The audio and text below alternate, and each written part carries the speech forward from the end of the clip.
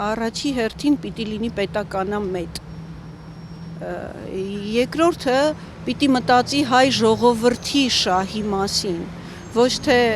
ինչ իրավիճակում ենք, այլ այս պահին ինչն է մեր համար կարևոր։ Ու երրորդը պիտի ամեն գնով կարողանա խթանի, զարգացնի տնտեսությունը։ Մեր մարդիկ շատ խելացի են, մեր հողը շատ բարեբեր է։ Մենք մեր ռեսուրսների 10%-ը եւ մարդկային եւ աշխարհագրական չենք օգտագործում։ Պիտի կարողանանք սկսենք այդ կետից։ Զարգացած տնտեսությունը միշտ լավ թիկունք է,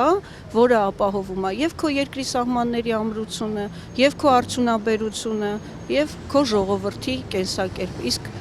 լավ մարդը, ով որ իր տունը սիրում է, ով որ իր տանը քարից հաց է քամում, երբեք չի թողի գնա իր հողը, որովհետեւ այդտեղ էլ անհնար է ապրել։ Պիտի ստեղծենք այդ պայմանները։ Այ այտենց իշխանություն է մեզ պետք։